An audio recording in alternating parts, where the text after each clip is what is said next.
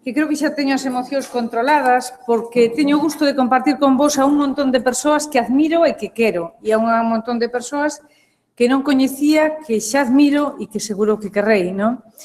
E bueno, a Anxo non necesito mellor presentación, é un compañeiro da Comisión de Ciencia, Natureza e Sociedade, é un divulgador e bueno, é unha das persoas as que admiro. A Ángel, a veces, a xente o pesa en artigos, en premios. Eu cada vez que lle daban un premio lle decía, o sinto por a túa humildade, pero me alegro polo meu amigo, non? E bueno, eu vos decía mañá na introdución que esta xornada nace por un comentario de Anxo, un comentario valente que o mellor lle levou a perder o sono algún día para acabar desenvolvendo o que nos vai a contar.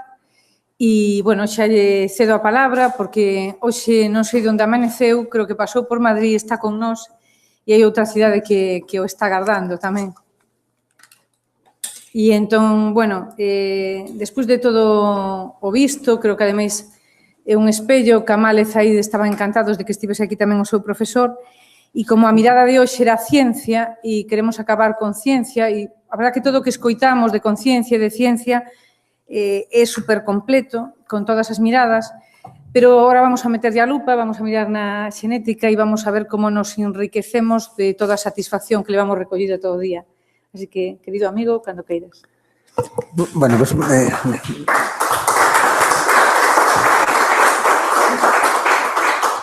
Pues boas tardes, noites a todos. A verdade é que é un placer estar aquí. Son as 3 horas que efectivamente que estou en Santiago, porque acabo de chegar e teño que marchar. Pero o ratiño que estuve disfrutei moitísimo do que escoitei e sentí moito perderme a xornada o día inteiro porque eu hubiera disfrutado moitísimo. É verdade que, Elena, agradezoche moito a invitación, pero realmente que casi no último momento, mentre falaba xente, estuve a punto de cambiar totalmente do que quería falar hoxe. Por un intre estuve a punto de contar as miñas experiencias de novo marchando a Suecia. Non era refuxiado, pero como se o fora, porque as diferencias entre España e Suecia daquela era como agora entre Ruanda, Burundi e un país civilizado. Naquela época de recén morto Franco. Ou tamén as experiencias de tanta xente que estuvo con nós, moitos deles refuxiados tamén, e que siguen con nós. Tantas experiencias bonitas, pero bueno, non me vou a sair do guión, eu vou contarvos un pouquiño de xenética e de historia, un pouquiño de historia da humanidade, desde o punto de vista dos movimentos da xente. Espero non a ver se non vos aburro moito, pero sobre todo a ver se non duro moito. Pero primeiro deixádeme contar 2 cousas para enfocar isto, porque moitas veces a xente, aos que facemos xenética, pregúntanos cousas de historia, e son 2 cousas distintas. A xenética fala de como somos cada un, das nosas diferencias. Tamén pode falar das nosas migracións, de como nos movemos, porque con nos levamos xenes. A historia trata de povos, trata de culturas, trata de constructos que son humanos, que é unha cousa diferente. Moitas veces me preguntan, que di a xenética dos celtas? A xenética non pode decir nada dos celtas se aquilo é unha cultura que falaban outras cousas. Tamén é verdade que a xente cando se move leva con eles, como ben quedou tan bonito nesto que se contou, leva con eles a súa cultura, os seus sentimentos, a súa fala, as súas tradicións. De alguma maneira non está ligado aos xenes, pero lévanse ca xente que leva xenes, e por iso tamén se poden trazar. Desgraciadamente, a historia da humanidade non é tan idílica. Por certo, estou falando sentado por primeira vez na miña vida. Isto é un récord total. Non é tan idílico como esta foto de Asterix que sempre poño nas miñas presentacións sempre. Realmente máis ben isto, a historia da humanidade. Non sei que fixemos mal na historia, pero a historia das migracións, dos movimentos, sabedes, os refuxiados, ten casi sempre detrás fame, problemas, guerras, tristeza.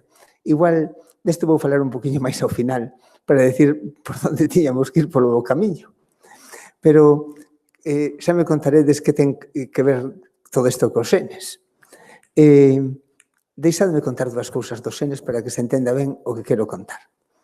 Unha cousa que conto moitas veces, pero que non por repetila deixa de ser interesante. Mirade, non somos senes e somos ambiente. O ambiente tamén nos condiciona. Isto é evidente que non é igual vivir nun sitio que vivir noutro, e vivir en unhas condicións que en outras. Pero somos moitos senes. Os senes, o ADN que todos coñecedes, é un libro de instruccións que define a vida. Todo que ten vida ten ADN, que é unha molécula do que todo o mundo fala e ninguén a entende. Esta é unha característica típica do noso sistema educativo. Pero é como un libro de instruccións que define a vida. Todo o que ten vida ten esta molécula e o que non ten vida non a ten. É como se fora un libro donde todo está escrito nun vocabulario de 4 letras que leemos. Luli, que está aquí todo o día, a pobre, ali no laboratorio, que son A, T, A, C, A, G. As palabras son de 3 letras e os capítulos de libro que din cousas, por exemplo, o ADN dun carballo que di que medre, que lle sallan as raíces, as follas, que lle caian, que viva o que vive, pois ali está escrito. O de cada un de nós. Chamámoslle xenes esas instruccións. E o noso ADN, o dos humanos, é un libro grande, como a Catedral de Santiago, ten 3.300 millóns de letras. Está en 23 tomos, ten aproximadamente 20.000 capítulos de instruccións, 20.000 xenes, que din que se che fagan os ollos, hemoglobina. Eu digo que un libro que hoxe en día podemos ler. O libro, en realidad, son 2 fíos que se poden separar facilmente. Teñen sempre unha información complementaria. Sempre enfrente dunha A hai unha T e sempre enfrente dunha C hai unha G. Quere dicir eso que se os 2 fíos se separan e por ali hai as Cs, Cs e Gs, de un fío saen 2, e de 2, 4, e de 4, 8. Eso é a vida. E así empezou a vida prácticamente inmediatamente despois de que a Terra se formou. A Terra leva aquí no universo 4.500 millóns de anos. Fai 4.000 millóns de anos apareceu isto. E a molécula se empezou a dividir. Apareceu a vida. Hai xente que defende que veu de fora. Pásanos moi ben, pero non o creo. Eu, para mí, que se formou aquí. Chega a aguanto. Non hai por que tamén pensar que vemos todos do espacio exterior. E a molécula se empezou a duplicar, e así empezou. Era unha vida aburrida, unha molécula dividíndose. E o libro da vida tuvo que definir 2 instruccións nos seus capítulos de instruccións moi curiosas. Unha foi a morte. Isto non teño tempo para contalo, pero a morte consustancial á vida é tan importante como a vida. Pero outra foi o seguinte, foi que de pais a fillos sempre temos un libro do pai e un libro da nai. Pero sempre algo novo, chamamos de mutación. Sempre aparece algunha letra nova ou algunha folla nova. Isto é inevitable, é parte do diseño biolóxico. O motivo é moi clarísimo. Se unha especie son todos iguais, pois ven un virus ou ven un cambio climático ou ven calquera cousa e morren todos. É mellor que é a única maneira de sobrevivir é ter variabilidade. É parte do diseño. De feito, o diseño inicial pasouse moito. Pasouse de mutación. Houve que poñer outras instruccións para reparar os erros. Mirade que curioso. E así é. A mutación foi o motivo da evolución. Foi o porqué a partir daquela primeira molécula apareceu toda a diversidade de vida que vedes na Terra. No último minuto de vida da Terra, se considerades como se isto fora un día de 24 horas, levamos aquí menos do último minuto, apareceu a especie humana. Unha especie curiosa, non digo que boa, diferente, igual un día aprende a ser mellor. Creo que temos de momento máis motivos para arrepentirnos que para estar orgullosos. Somos, como sabedes todos, evolutivamente vemos dos primates, somos moi parecidos a eles genéticamente, temos casi co chimpancé o libre prácticamente idéntico un 95%, imaginadevos. Bueno, somos seres sociais como eles. Penso que temos algunhas características logo de moito pensalo, e sempre vou cambiando un poquinho distintas, para ben ou para mal. Unha que fai aproximadamente 200.000 anos, un dos xenes destes das mutacións que se producen nun xen que se chama FOXP2 mutou e deu-nos a característica de poder falar máis, de poder comunicar máis. A linguaxe foi un invento importantísimo que nos permitiu comunicarnos, aprender moito máis deprisa. Hai moitas especies curiosas. Os peixes que eu pesco perdelles a curiosidade. Un can é curioso. Nós somos extremadamente curiosos. Unha característica así que é moi propia é que disfrutamos da beleza. Eso sí que poucas especies. Afortunadamente, permitiu-nos espabilar outra propiedade do ser humano, que é a creatividade. Disfrutamos dunha posta de sol, da música, disfrutamos dunha obra de arte. Eso sí que é unha característica casi única. E tamén moi diferente é que, aínda que non hai un can igual que outro, nin se comportan igual, pero no caso da especie humana, a variabilidade que temos de emocións, sentimentos e comportamentos é espectacular. De feito, non hai nada máis que ver os emoticóns que inventamos e ainda poderíamos inventar moitos máis, porque moitas veces quero poñer un estado deses e digo, este non está.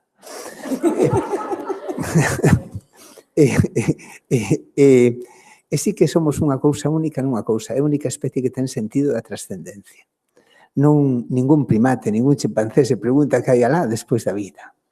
Para iso apareceu a religión, a filosofía. Preguntarse que hai despois da morte cambiounos moita vida, porque nos dá tamén sentido da xustiza. Isto sí que foi importante. A ver se aprendemos un día. Bueno, e aparecimos en África, agora vos direi cando, máis ou menos fai 180.000 anos, quizá 200.000 anos, fai nada. Xa vos contarei como se pode trazar isto. Empezámonos a espallar por toda a terra. Home, somos curiosos e temos que comer. E sobre todo metémonos moito uns con outros e temos que escapar. As primeiras migracións que saíron de África, sabe Dios por que saíron, porque foi fai 80.000 anos e non temos fontes escritas do que aconteceu. Mirando a nosa historia, seguramente non foi unha cousa boa que escapara, tuvo que ser alguma cousa mala, seguramente. E fomos espallando, ao mesmo tempo, adquirir variabilidade. Variabilidade que é menos do que pensamos. Temos moita variabilidade nos comportamentos e emocións, pero moi pouca variabilidade física. Non hai unha especie, prácticamente, ao ser tan novos, non hai unha especie no que os individuos sean tan idénticos un a outro. Somos un 99,9% idénticos no noso libro. Físicamente somos cagadiños. Non vos parece? Porque miramos moito para nós e pouco para as miñocas e as bolboretas e tal, pero dúas miñocas completamente distintas entre elas, moito máis que nós entre nós. Dúas abellas, moitísimo máis. Dous chinos, máis, que iso é máis sorprendente, porque levan máis tempo aquí que nós, que levamos 35.000 anos e eles levan 70.000. Por que vemos parecidos aos chinos? Porque non miramos para eles. Esta é unha cousa tamén curiosa da especie humana do que tamén teña que falar moito, pero non teño tempo tampouco de falar. O caso é que somos pouco distintos, aínda que adquirimos toda esa diferencia que nos fai tan... Unha especie, penso eu, que se o soubéramos aproveitar para ben, sería unha maravilla esas diferencias culturais e de comportamentos e de emocións e de sentimentos. Unha cousa moi curiosa.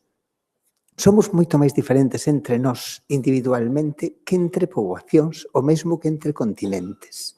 Isto é unha cousa que a xenética nos mostra e que é moi importante. Prácticamente todas as diferencias que temos son interindividuais, non entre continentes ou non entre poboacións do mesmo continente. Bueno, é que nos pode decir a xenética da historia? Por que sabemos isto? Por que sabemos que vimos de África?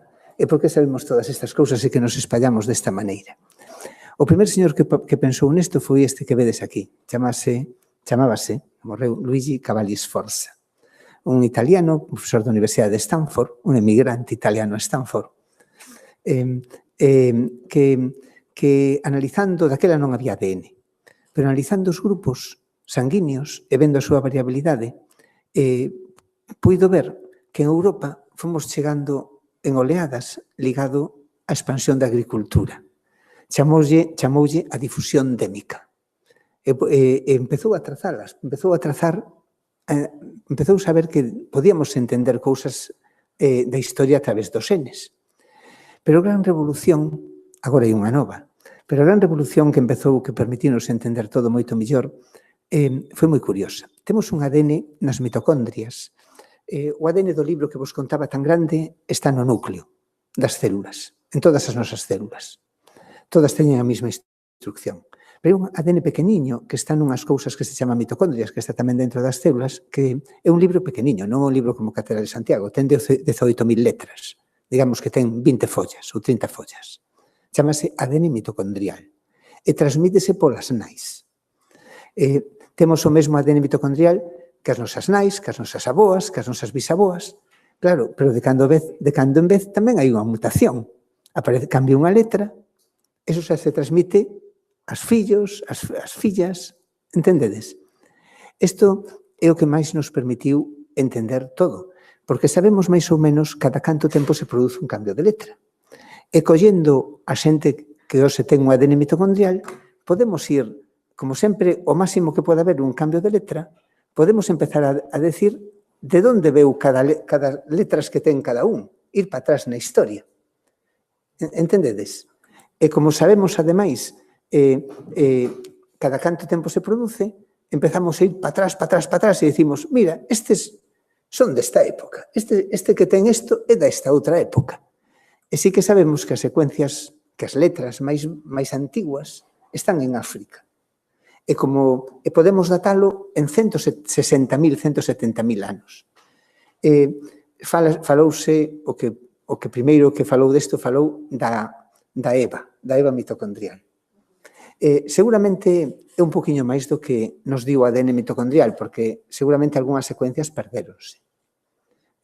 Parece que todos vimos de 7, que están en África nada máis, pero seguramente houve outras antes, e igual, aínda que están peleándose sempre os antropólogos e os genetistas respecto á data da especie humana concreta, e seguramente teñen todo razón. Seguramente son 200.000 anos, unha cousa así. Empezamos a espallarnos, e seguindo isto que vedes aquí, L1, L2, L3, ou N, ou V, é como lle chamamos a frase. E podemos trazar todo isto que vedes aquí, e aprender moitas cousas. Sei que me van a preguntar despois, porque me o dixeron, pero voume adiantar. Empezamos a aprender moitas cousas de historia. Unha moi bonita, por exemplo, foi que houve unha época, foi aproximadamente 10.000 anos, que hubo máximo glacial. Facía moito frío. Todo o mundo estaba congelado, menos as áreas máis templadas da Terra. Aquí, como afectaba a corrente do Golfo, non sei por que marchou co frío que está agua, porque antes nunca entendín ben isto da corrente do Golfo. Cando me meto no mar, digo, isto me engañaron, corrente do Golfo. Se está máis quente en Suecia. O caso é que aquí hubo varios refuxios. O máis importante foi na zona de Turquía, pero tamén hubo un refuxio que se chamou o refuxio franco-cantábrico. Realmente tiña que ser cantábrico-galego, porque aquí vivía moita xente. Cazábase ben, era unha zona templada, o resto estaba congelado, pero claro, cando se empezou a descongelar, empezamos a migrar. E como sabemos que letras tiñamos daquelas que vivíamos aquí, as que se produciron, podemos ver como nos expandimos ao norte e como realmente a xente que vive nas Illas Británicas touveron outras migracións, pero moitos viñeron daqui, son colonia. Ainda que agora manden tanto. Por que marcharon os de aquí para o norte? Supoño que sempre como todo, porque pasarían fame de haber tantos, ou porque estarían presionados, sabe Dios por qué, ou máis que por curiosidade, dame a impresión. Porque dá a impresión de que esta historia da humanidade, isto que tamén contaban, un está moi a gusto donde vive. Isto é o que vimos, pero máis curioso aínda. Toño Salas, un do meu grupo, fixo un traballo moi bonito unha vez, que foi ver que non únicamente non marchamos para o norte, tamén marchamos para o sur. Os beduínos e os tuaregs veñen daqui tamén, do refuxio glacial franco-cantábrico. Teñen o ADN mitocondrial daquela época. A él chamoulle a atención como un grupo de xente que tiñan características os ollos moi clariños, outras características tamén. Dixéronlle, a ver, vamos a mirar o ADN mitocondrial, a ver onde veñe. E viñan daqui. Máis curioso. Mirade, isto sí que é xa da miña tesis, que xa choveu, por certo, ainda que non chovera no pasado nada, xa choveu. Isto é unha cousa curiosa para que entendades tamén que non é únicamente culturas, moitas veces é comportamentos. Así vou introducindo cousas de selección cultural e selección física. Unha das cousas que chamou moita atención é que hai un xen que se chama o DRD4. Aos xenes chamámoslle con letras e números. DRD4 é o receptor da dopamina, un neurotransmisor. Chamounos moita atención na década dos 70 que había que os tuaregs e os beduínos, as poboacións nómadas, tiñan 4 letras A repetidas nunha páxina do libro. E os europeos, un 70% deles tiñan isto, e nos nada máis que un 10%. Os alemanes, un 8%. Era curioso, todas as poboacións da terra que se movían tiñan moito esa letra. E chamámoslle o xen do novelty seeking, da búsqueda da novedade. Xente que non tiña que estar hiperactivo, como eu. Eu estou aquí rarísimo, sí. Pois sabedes que o xen que está máis asociado ao TDAH, que teñen un 40% teñen esta repetición. Porque, claro, é importante a diversidade tamén de formas de ser. Nunha poboación sempre conveñe, para todo. A diversidade sempre é esencial, porque imaginadevos que todos foran tan concentrados aquí e estuveran mirando a ver por que as areas teñen aquel color en vez de buscar onde hai auga e onde hai un oasis, ou morrían todos ca fame, xa estaban extinguidos. Entón, entendedes? Depois, se queredes, falamos desto tamén.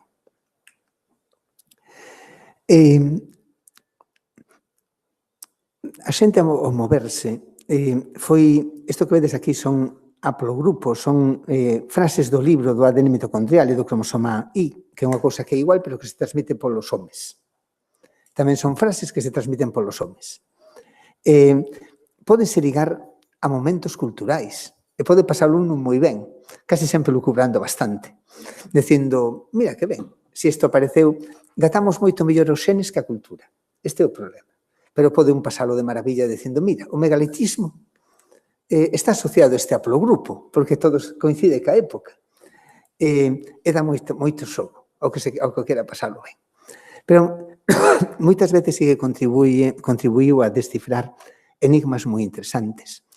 Movímonos ca nosas xenes e levamos cultura. Nun lugar de Italia, que se chama Etruria, é unha población que son os etruscos, que ten unhas características culturais moi curiosas. Coinciden con xente da India en cultura e cousas da lingua. Ten un indoeuropeo moi bello, palabras moi bellas que parece que viñan dali. E había varias hipótesis. Moita xente decía que viñan da India. O único que decía que viñan de Turquía era Herodoto, que era, sabedes que é coñecido como pai de historia. E claro, para nos, lendo o libro, é ben fácil, porque decimos, a ver de onde veñe. E os que son da India son máis recentes, se ven da India, teñen que ter letras do libro antes, entendedes, mutacións antes. Se veñen de Turquía, teñen que ter despois, ou se viñeron de Italia e marcharon para outro lado, tamén se teñen que saber.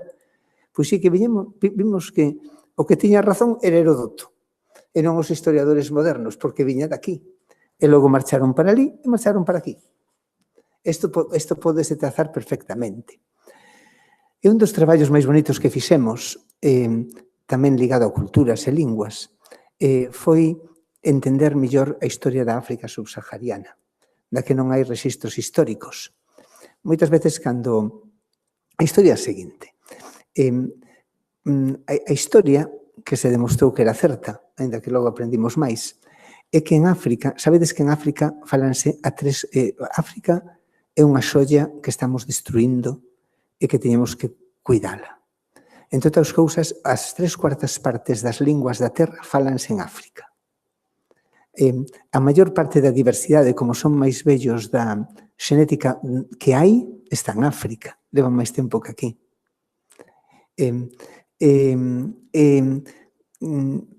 Sabemos por cousas lingüísticas que fai moitos anos, fai 2000 anos e máis, prácticamente en toda África falábanse unhas linguas que se chaman coisánidas. Distínguense porque a xente fai... Nunca viste desa película de Dos deuses deben estar tolos? Que divertidísima. Non que tiran... Los dioses deben estar locos. Unha que lanza unha Coca-Cola e tal, é boísima. Bueno, é espectacular. Veredes que o que fala fai... Son coisánidos. Son o que antiguamente chamábanse otentotes e zulúes, que agora é despectivo e non se chama así. Pero se sabe que vivían en toda África porque por moitos lados de África están prácticamente todos concentrados aquí.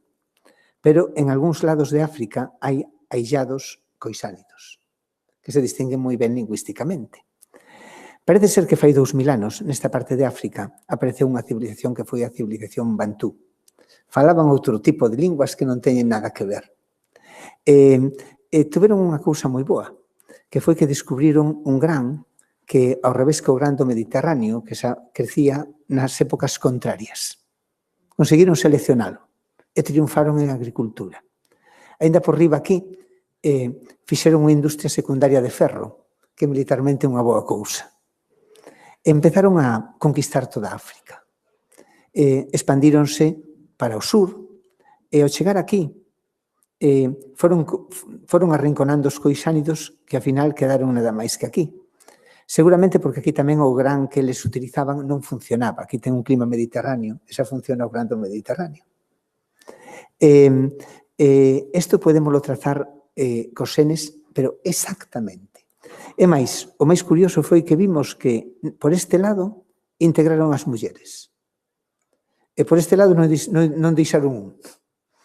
En este foron conquistadores, pero tamén integraban linaxes coisánidos, particularmente mulleres coisánidas. Aquí non deixaron un, por o lado oeste, ni un. Foron conquistando e matando a todos, porque non teñen recombinado, non teñen secuencias coisánidas no seu ADN mitocondrial. Tamén podemos reconstruir todas as rutas da escravitude, de onde chegaban exactamente, e velo. Mesmo denos moito traballo unhas letras que non sabíamos de onde viñan, e ao final o único que non tiñamos estudiado era isto, unha zona de aquí. E fomos por ela e ali estaba. E cousas tamén curiosas de selección. Fixadevos que a traxedia de toda a esclavitude. Unha cousa moi curiosa desto que facemos curiosos humanos. As poboacións seleccionámonos tamén físicamente. Cando temos unha mutación, pode ser boa ou pode ser mala. O que é malo ou que é bo é relativo. O que é unha enfermedade é sempre relativa ao ambiente. Unha mutación de pel blanca en África é unha enfermedade. Un albino en África xa hai un problema cultural, pero ao mesmo tempo hai un problema físico. Isto aconteceu moitas veces. Pois mirad, en África sabedes que hai moitísima malaria. Apareceu unha mutación na hemoglobina da xente que vive ali, que en vez de ter hemoglobina que temos nós, teñen unha mutación, un cambio de letra, e teñen outra hemoglobina que se chama S, que lle fai que os glóbulos vermellos, en vez de ter a forma normal, teñen unha forma de fouciño e teñen anemia. Pero iso fai que a malaria non lles afecta. En termos de competitividade é boa cousa, porque viven moito máis. Non teñen malaria, aínda que están anémicos. Pero claro, en América, que non hai malaria, o único que teñen é anemia. E hai moita xente que padece isto, que aquí é unha ventaxa, ali é unha enfermedade. Isto non sei que lle pasou. Vou indo máis deprisa para ir cousas máis bonitas.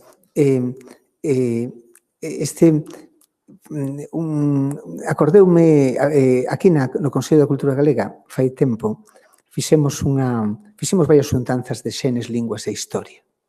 E tivemos a sorte de ter un lingüista que é seguramente o mellor indoeuropeísta, que se chama Francisco Villar Liébana, da Universidade de Salamanca, agora está retirado, que planteunos unha cousa moi bonita. Sempre ele interesalle o indoeuropeo. Sabe todas as linguas indoeuropeas e sabe falalas todas. E sabe prácticamente, ibero non se pode falar, pero se pode escribir. Escribo de corrido. Foi unha... Temos moitos problemas para saber o orixe do indoeuropeo. Non poderíamos buscar unha cousa, e ocurríxenos unha cousa. As linguas mutan máis que os xenes, pero de forma non todo igual. Hai unhas que son os topónimos e dentro dos topónimos os hidrónimos que prácticamente non mutan. Hai cousas que orónimos, teónimos, hidrónimos prácticamente non cambian nada. Ten unha taxa de mutación, unha taxa de cambio que é parecida dos xenes, non é máis que a dos xenes. Entón, el recolleu co seu equipo máis de 3.000 topónimos en fontes antiguas, todas da época de romanos e para atrás, de todos os países indoeuropeos. Vedes moitas palabras que topónimos, hidrónimos, conceptos básicos atemporais, por exemplo, dormir ou nome, isto é igual en todas as linguas europeas, cantas hai. Collímolas todas e podemos ver que non se distribuían por azar. E podemos ver como se movía, como se foron levando. Isto é un traballo moi bonito porque el cambioulle o concepto total do que é o orixe do indoeuropeo. Hai varias teorías, a teoría europea, a teoría curgánica, a teoría de Colin Renfrews, anatólica.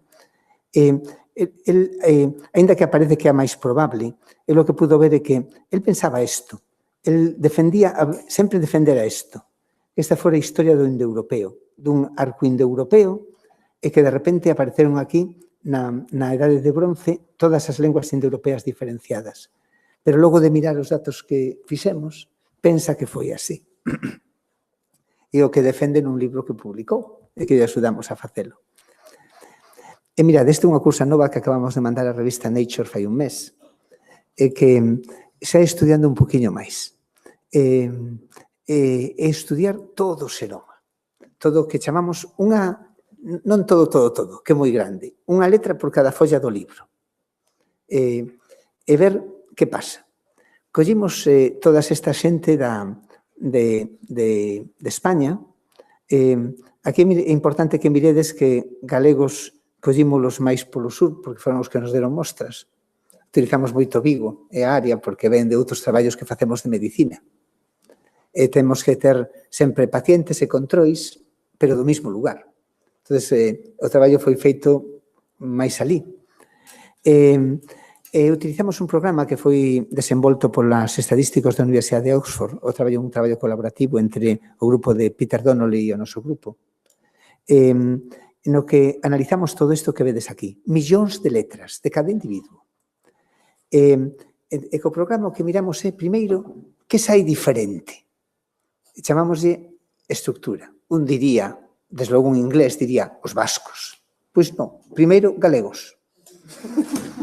É o que primeiro se separa do resto. Segundo, sí que aparece País Vasco. Despois, outra vez galegos. Outra vez galegos. Empeza a dibuixarse un mapa que vedes aquí, que vai dicindo como é a nosa composición xenética por estruturación xenética, por diferencias. Isto é Galicia, isto que vedes aquí ao extremo, e vedes como se vai pintando. Galicia se sigue subestructurando. E se vai dibuixando así un mapa. O primeiro é o máis diferente, pero se siguen facendo clústers por diferencias. Aínda que son menos diferentes, tamén aparecen no clúster. Cando chegamos ao final do clúster, este é o mapa, que se vos dades conta, parecese moitísimo os límites lingüísticos e políticos do século XIV. Seguramente todo isto é reconquista.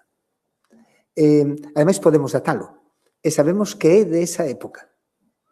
Isto realmente é unha cousa moi interesante, porque normalmente en xenética nunca hai cousas norte-sur, hai cousas sempre este-oeste, por donde entran. En Europa todo é este-oeste, pero aquí vedes que hai norte-sur, así todo para baixo.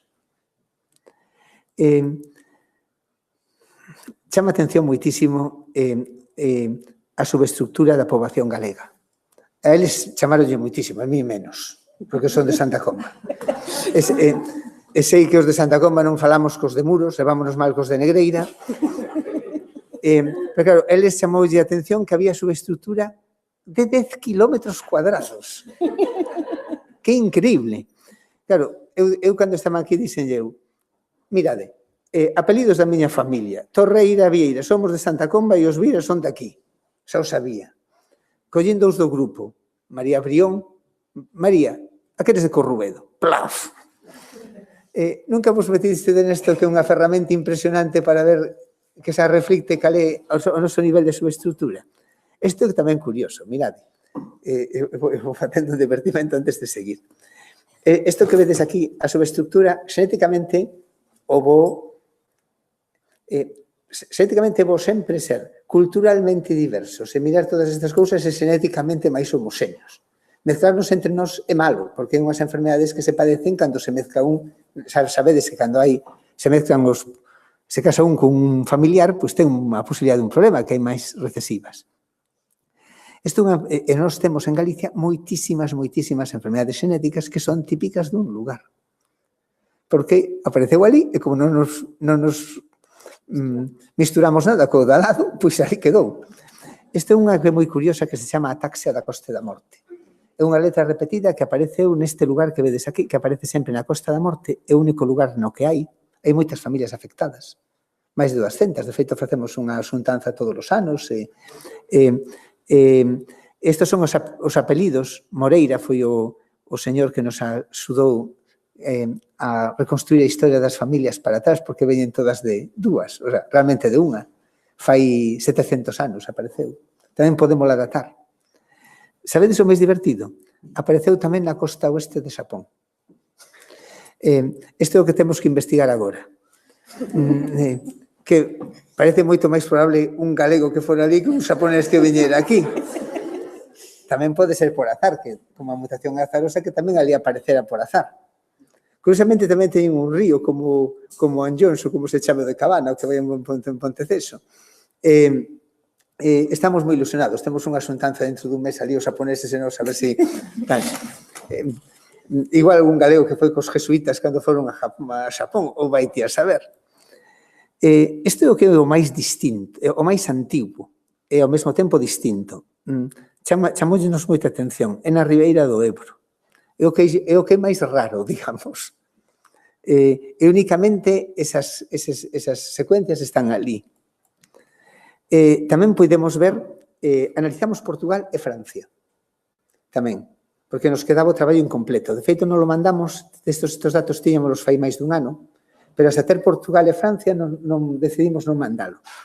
E podemos saber canto contribúe cada un.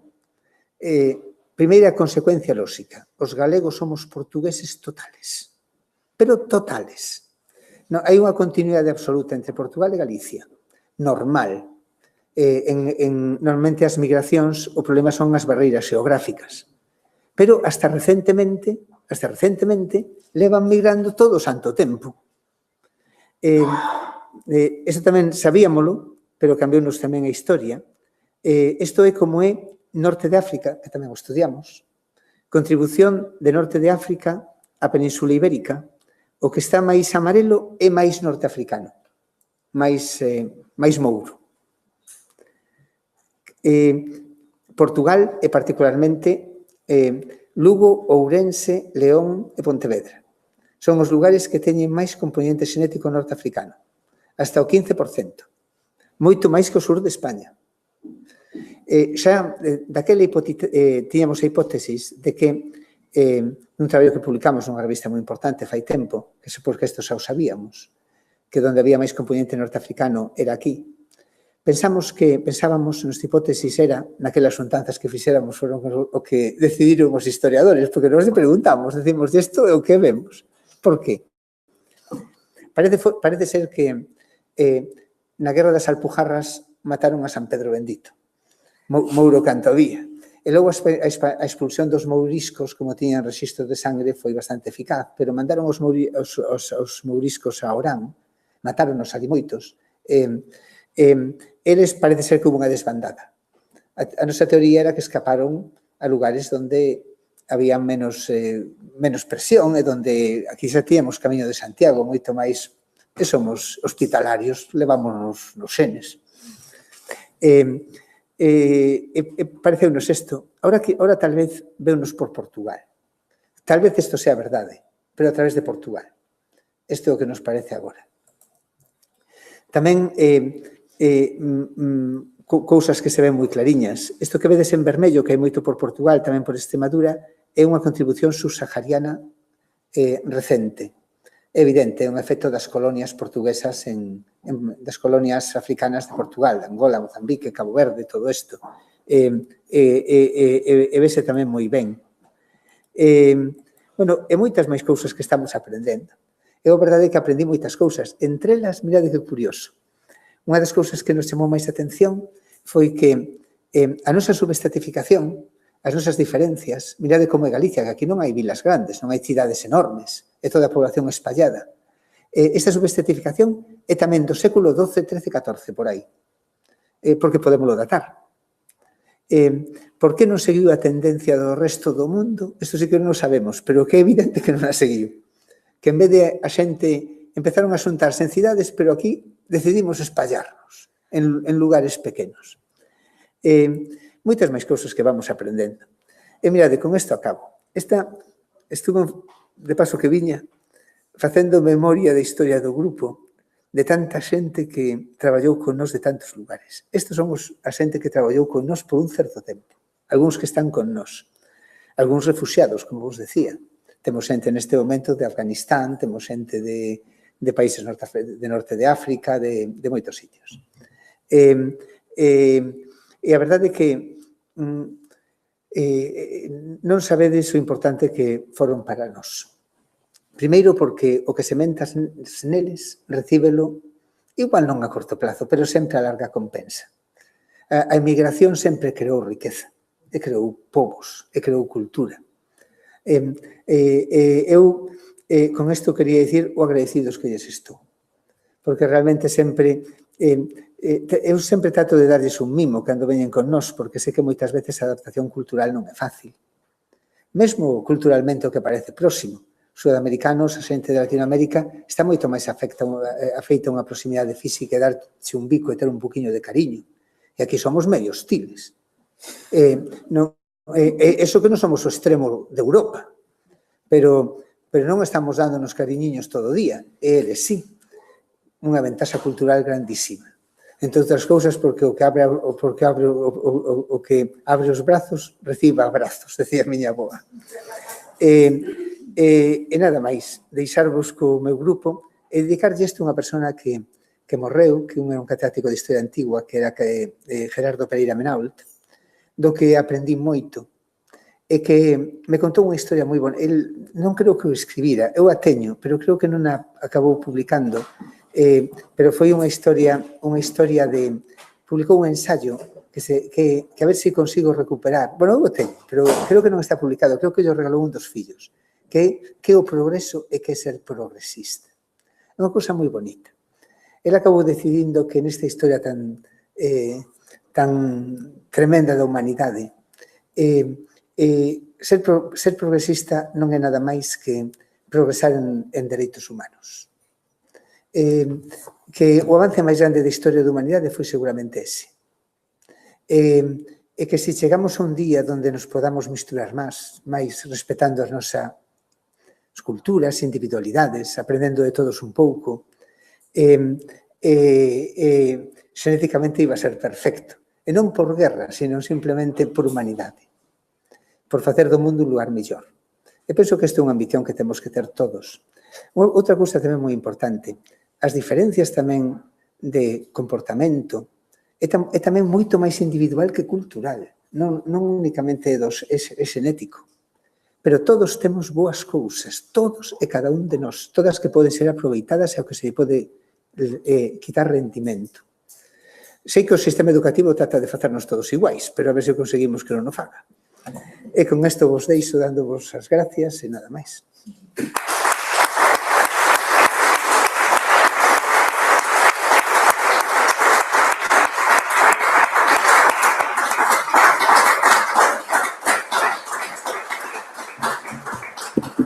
Bueno, eu entendo que é difícil decir algo despois do que dixo o Ángel. Aburrido? Non, incluso creo que nos olvidamos de que algúns entramos hoxe aquí ás 10:30 da mañá, porque o que che pido ás 9:30, porque o que che pido o corpo mellor é un pouco máis. Bueno, grazas por esta diversidade, é dicir, de verdad que a xente que traballa con Anxo, bueno, sabe que ao chegar ao grupo atopan moitos anxiños, Anxo é un deles, e a verdad que é normal, porque eu creo que dá esos bicos e esos abrazos, aparte por facerlle caso a súa avoa, por abrir os brazos, por buscar estrelas, porque é así. Dende logo, a xenética de Anxo é un placer e é moi compartible, como a de todos vos, porque seguir vendo estas cariñas, estas horas, pois a verdad que é un placer, é un reto para organizar outra, e como este era o trociño que estaba quieto, Xesús, vamos, foi un reto para el. Teño que ir a Santander, crees que é normal? Eu non chego a vello seguro. Bueno, xa son vello, pero xa non chego máis, porque isto vai mal na miña vida. Entonces, bueno, se queredes facer algunha pregunta antes de que se marche para Santander, despois de que acabe de chegar de Madrid,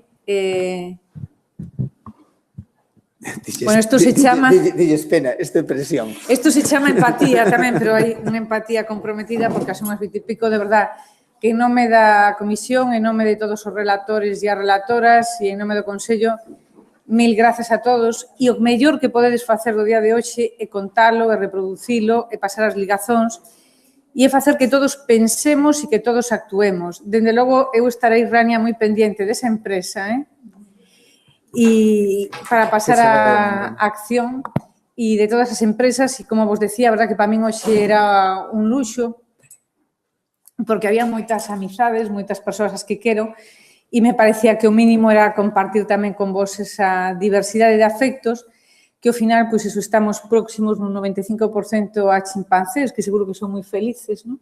Non sei. E hasta aí non chego. Que?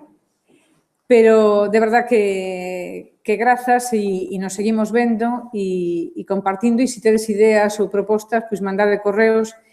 Unha destas tardouse 2 anos en organizar, non? Pero, bueno, ao mellor tardamos moitísimo en olvidalo e se alguén, cando teña algunha responsabilidade de acción, ten isto presente e actúa coherentemente coa conciencia que quixemos crear aquí, pois creo que todo pagou a pena. Moitísimas grazas.